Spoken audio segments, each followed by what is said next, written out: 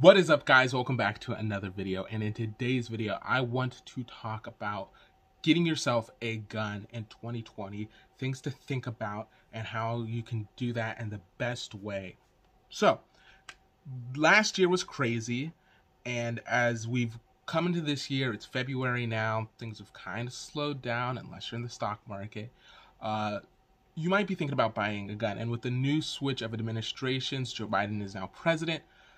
There are talks of us getting a $1,400 stimulus check, and a lot of you guys might be thinking, hey, what can I pick up and how should I set up? Maybe I'm new to guns, maybe I just want a new gun.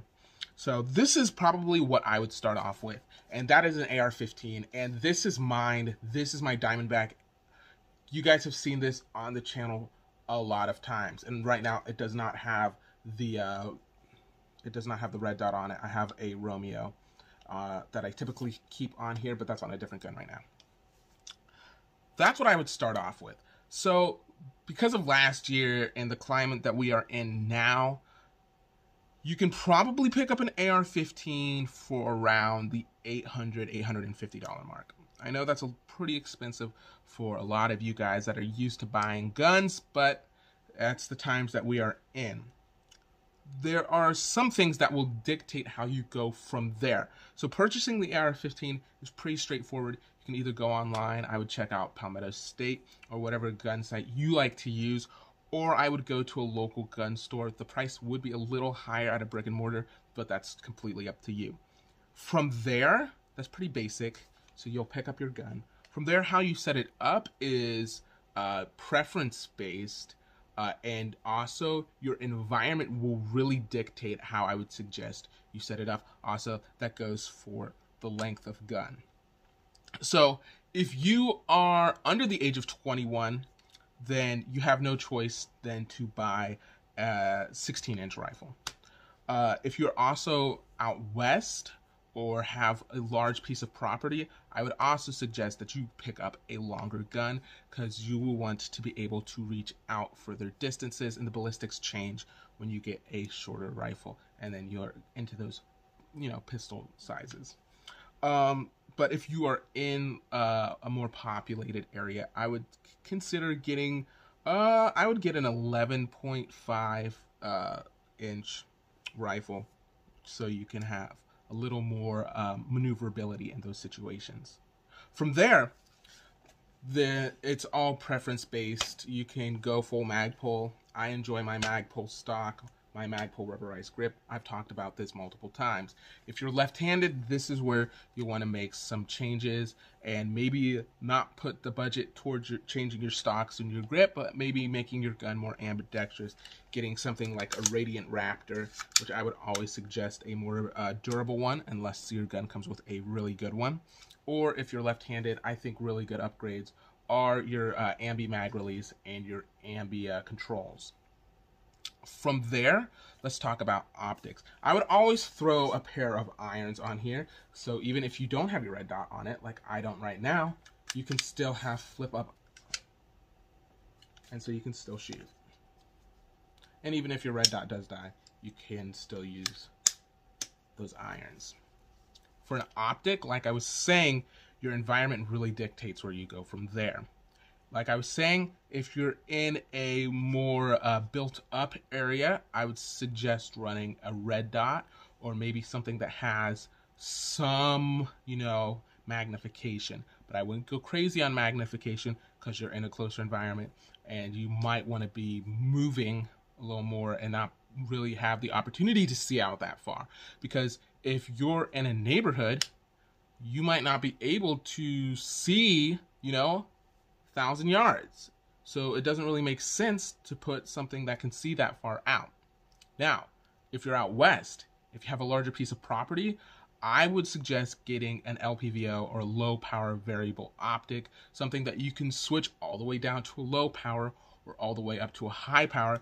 Why would I suggest that? One, you're working with greater distances, and then you guys can go from there and figure out your zero and all of that good stuff. But I would pick something up like that. So one, why would you want that more high-powered optic? One is so you can just identify. You might not want to just shoot the first person that's coming towards you. that's way out there. You can take your gun, you can run your magnification all the way up, you can check, you can see if they have a gun, if they seem aggressive, if it's somebody you know. Those are just some considerations. Also, if you have larger pieces of land, you might have some wildlife that you might need to eliminate, so that will help you with that. So in those more close, restricted environments, here are some other things that I would say pick up. I would say get that red dot.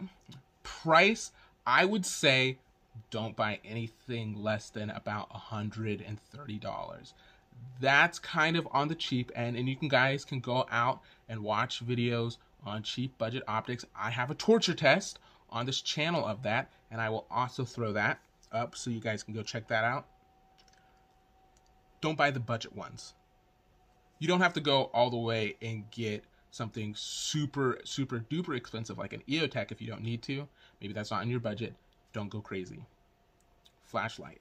That is something that I feel like no matter your environment, a flashlight can be helpful. You might not have two hands. You might not be able to run a flashlight and hold your gun. So guys, I'd place some sort of flashlight onto your rifle. Some people are like, hey, why would you need a flashlight? Why not have light on your gun? It's a good thing to have.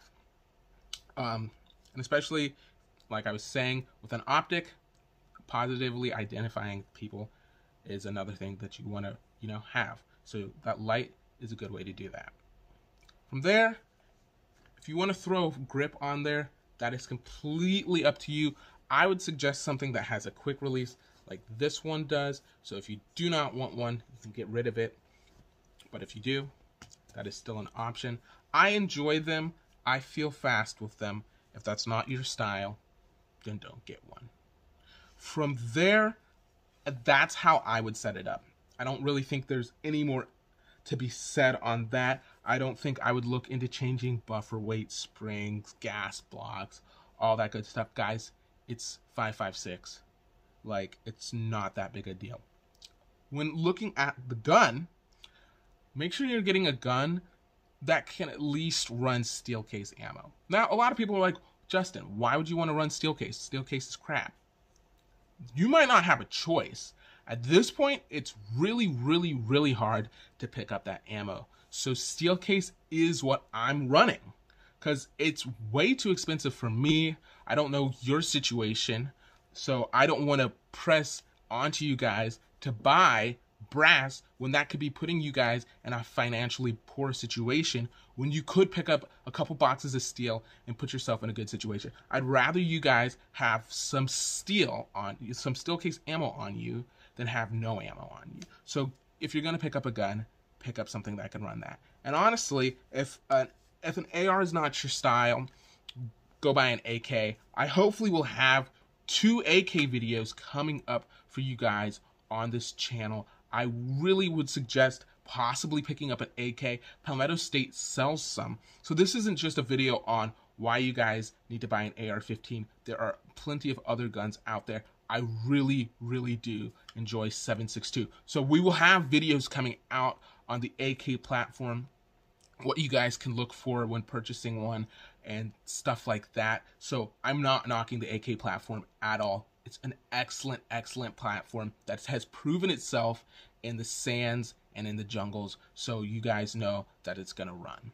So, and also, it's a lot cheaper to buy, 7.62 ammo than it is to get 223, 5.56. So that's another consideration for you guys. So if you guys want to see more stuff towards that, Jason can come on to the channel and talk about the AK platform. He has 2 AKs. He has videos coming out for you guys. You guys have been loving the Makarov video, and I cannot appreciate your guys' support enough on that, guys, and the support on the channel. We have, I think, 367 subscribers on this channel right now, so that is amazing. Guys, I will catch you guys in the next video. If you like this video, give it a thumbs up. Share it with your friends who are getting into guns, and I will catch you guys in the next video.